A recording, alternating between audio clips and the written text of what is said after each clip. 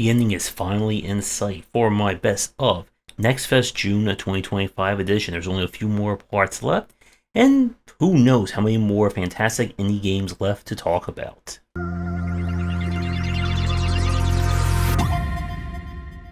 We're beginning things off with Trash Heart. This is a range-based Metroidvania where you have crash land onto a garbage planet, and all the robots are trying to kill you, and you're going to have to figure out why and get off of it. This one is definitely more of a traditional style of Metroidvania. You're going to be running, gunning, jumping, and of course finding upgrades. Kind of the main difference between this one and some of the other ones that we've played is that your weapons are tied to finding new guns in the environment. You can swap between your primary and secondary at any of these save points, which your secondary weapons will require you to kind of consume like special meter in order to use. You do get kind of artifacts that you can equip as well, but all in all this one's not quite doing anything I would say that is different or unique from the Metroidvania genre. Still feels like a very solid example.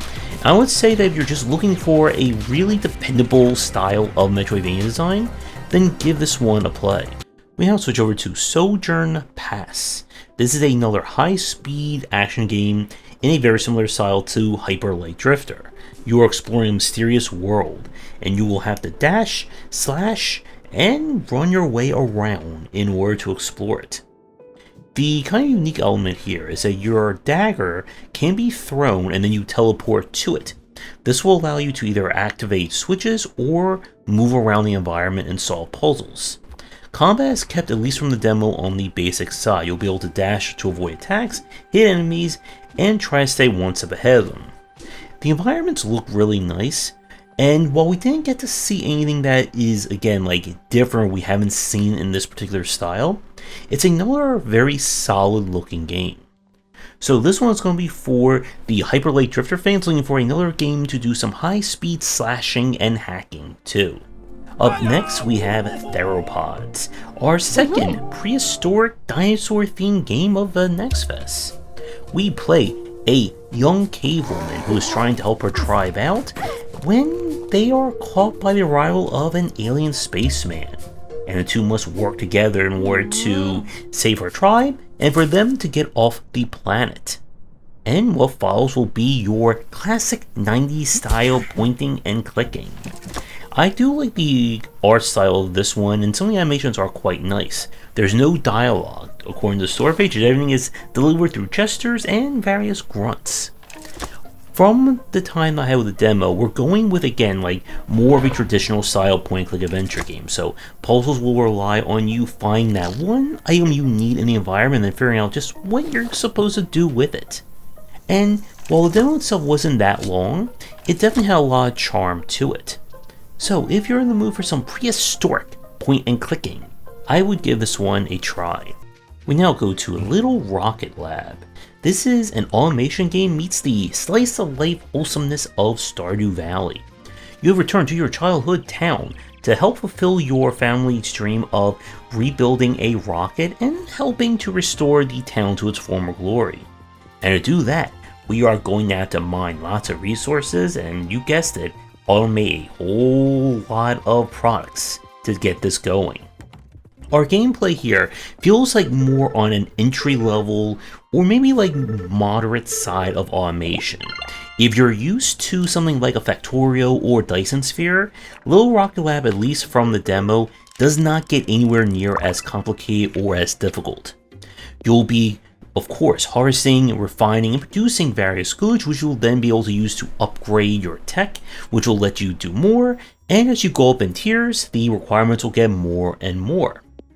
The kind of automation here is going to be, again, all the basics that you've seen in previous games. You'll start with one item refiner, so then go to two, splitters, and you'll be able to essentially just transform the entire town to one ginormous automation factory, all while helping out the various locals with their day-to-day lives, maybe finding a friend or two, and completing challenges along the way. I really enjoyed this one, and it definitely feels like it's off on a good or a solid foundation. The only complaint that I have from the demo is that the GUI here is not as responsive or as snappy as the other ones that we've played. There's a lot more menuing to this one compared to some of the other ones, especially with a lack of hotkeys to quickly select important items. Still, I would certainly recommend this, at least from the demo, as a really great first-timer automation game. I am really interested to see kind of how far the production lines and chains go in the main title. So if you're an automation fan looking to do a little bit of R&R with your automating, I would definitely give this one a play. We now switch over to Ace Overheat. This is an arcade flying roguelite.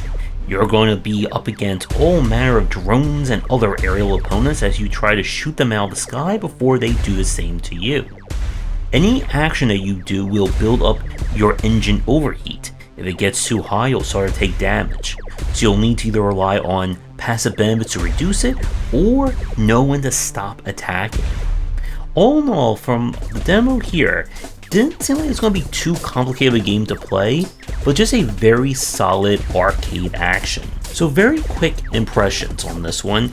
If you're a fan of any kind of like arcade flying style games, I would definitely give this one a try. I'm looking forward to seeing the game when it is released. We now switch over to Chordioid. This is a rhythm music based JRPG. Sam has uncovered a massive conspiracy that's set to rock the city down to its very foundation. But she's a long way from home, and the only way to get back is to start a rock band and work their way back to kind of the central areas. Our game here has some really great humor to it, and I do like the character portraits and animations that I saw. So, as a music-based JRPG, you'll be battling enemies in a rhythm-based combat.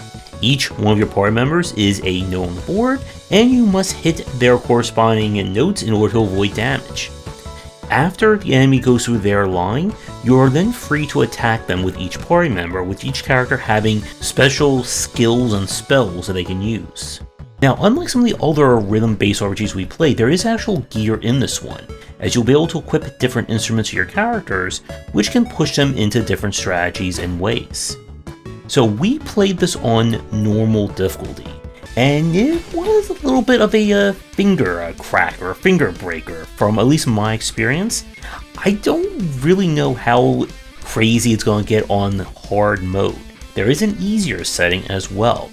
But this one sounds like it's going to be full of both humor and some challenging beats to get to. So, if you are a fan of quirky RPGs and you're good at keeping to a beat, I would definitely give this one a try. We're going to another challenging game next with AeroMachina. This is a 3D Metroidvania where you play a jet mech creature who's working for a mysterious group trying to save the day. And we must do a lot of hacking, slashing, shooting, and flying around to do so. This is a kind of homage to the PlayStation 2 era of 3D action platformers, complete with, of course, having to lock onto enemies, flying around, and hopefully the camera doesn't mess things up too badly when there's multiple things on screen.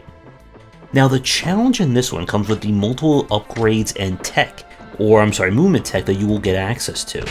Besides your dash ability, you'll also gain the ability to glide, and gliding works with kind of realistic physics, so I had some trouble with it, as you need to kind of propel yourself into the glide in order to carry enough momentum to make some of these jumps, and it felt a little awkward to do, at least from my point of view.